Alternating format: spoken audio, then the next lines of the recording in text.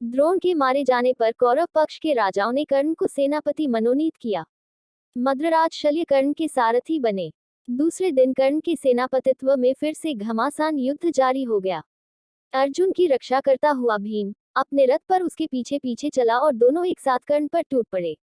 जब दुशासन ने यह देखा तो उसने भीम पर बाणों की वर्षा कर दी। उसको भीम ने एक ही धक्के में जमीन पर गिरा दिया और उसका एक एक अंग तोड़ मरोड़ डाला। भीम मैदान में नाचने कूदने लगा और चिल्लाने लगा, मेरी एक प्रतिज्ञा पूरी हुई। अब दुर्योधन की बारी है, उसका काम तमाम करना बाकी है। भीमसेन का वह भयानक रूप देखकर कर्ण का भी शरीर कांपने लगा। तभी अश्वत्थामा को दुर्योधन ने पांडवों पर हमला करने की आज्ञा दी। कर्ण ने अर्जुन पर एक ऐसा बाण चलाया जो आग उगलता गया। अर्जुन की ओर उस भयानक तीर को आता हुआ देखकर कृष्ण ने रथ को पांव के अंगूठे से दबा दिया, जिससे रथ जमीन में 5 अंगुल धंस गया। कृष्ण की इस युक्ति से अर्जुन मरते मरते बचा। कर्ण का चलाया हुआ सर्प मुखास्त्र फूंकारता हुआ आया और अर्जुन का मुकुट उड़ा ले गया। इस पर अर्जुन के क्रोध का ठिकाना न रहा। उसने जोश के साथ कर्ण पर बाण वर्षा कर दी। तभी अचानक कर्ण के रथ का बाईं तरफ का पहिया धरती में धंस गया। इससे कर्ण घबरा गया और बोला, अर्जुन जरा ठहरो, मेरे रथ का पहिया कीचड़ में फंस गया है।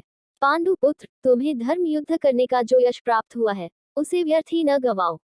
मैं जमीन पर खड़ा रहूं और तुम रथ पर बैठे बैठे मुझ पर बाण चलाओ, यह ठीक नहीं होगा।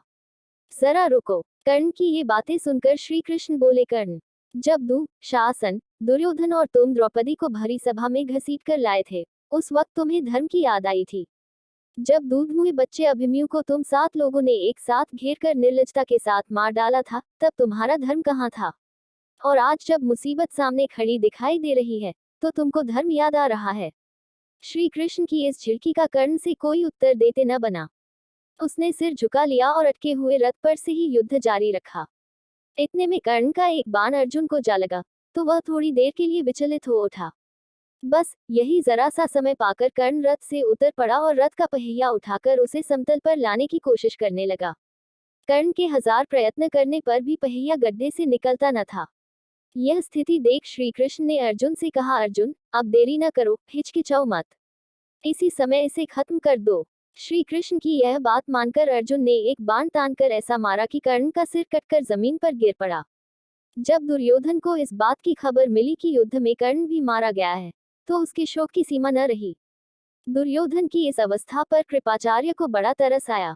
उन्होंने दुर्योधन को सांत्वना देते हुए कहा, राजन, अब तुम्हारा कर्तव्य यही है कि पांडवों से किसी प्रकार संधि कर लो। अब युद्ध बंद करना ही श्रेयस्कर होगा। यद्यपि दुर्योधन हताश हो चुका था, फिर भी कृपाचार्य की यह सलाह उसे बिल्कुल पसंद नहीं आई। वह उसे मानने के लिए तैयार न हुआ। सभी कौरव वीरों ने दुर्योधन की बातों का समर्थन किया और कहा कि युद्ध जारी रखना ही ठीक होगा। इस पर सबकी सलाह से मद्रराज शल्य को सेनापति नियुक्त किया गया। इसलिए शल्य के सेनापतित्व में फिर से युद्ध जारी हुआ। पांडवों की सेना के संचालन का पूरा दायित्व अब युधिष्ठिर ने स्वयं अपने कंधों पर ले लिया। शल्य पर उन्होंने स्वयं आक्रमण किया। युधिष्ठिर ने शल्य पर शक्ति का प्रयोग किया और मद्रराज शल्य मृत होकर रथ पर से धड़ाम से गिर पड़े। जब शल्य भी मारा गया तो कौरव सेना निस्सहाय सी हो गई। फिर भी धृतराष्ट्र के रहे सहे पुत्रों ने हिम्मत न हारी। दूसरी ओर शकुनी और सहदेव का युद्ध हो रहा था।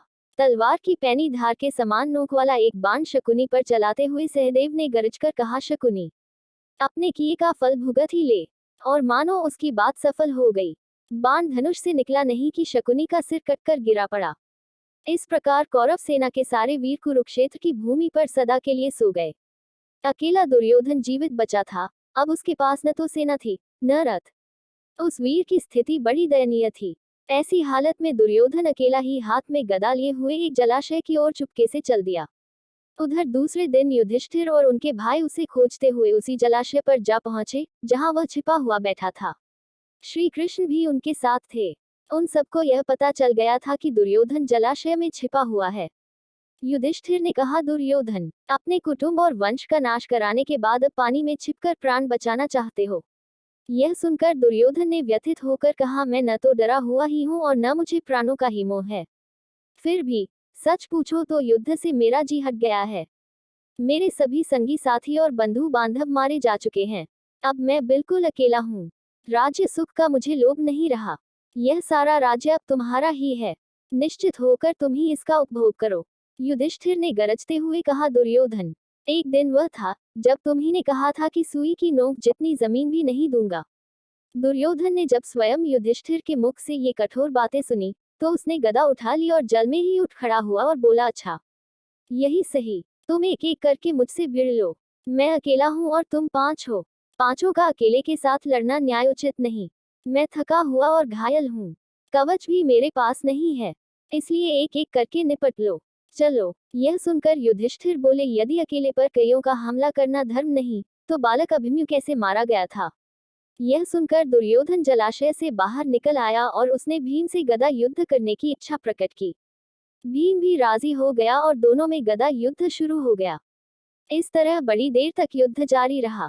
श्री कृष्ण ने इशारों में ही अर्जुन को बताया कि भीम दुर्योधन की जांघ पर गदा मारेगा तो जीत जाएगा। भीम ने श्री कृष्ण का यह इशारा तुरंत भांप लिया और अचानक दुर्योधन पर झपट पड़ा। उसकी जांघ पर जोर से गदा का प्रहार किया। जांघ टूट जाने के कारण अधमरी अवस्था में पड़े हुए दुर्योधन के दिल में फिर से क्रोध और द्वेष की आग सी भड़क उठी।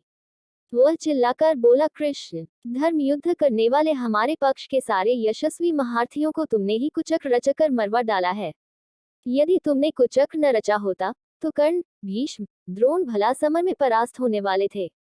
मरणासन अवस्था में दुर्योधन को इस प्रकार विलाप करता देख श्री कृष्ण बोले, दुर्योधन, तुम अपने ही किए हुए कर्मों का फल पा रहे हो। तुम यह क्यों नहीं समझते और उसका पश्चाताप करते।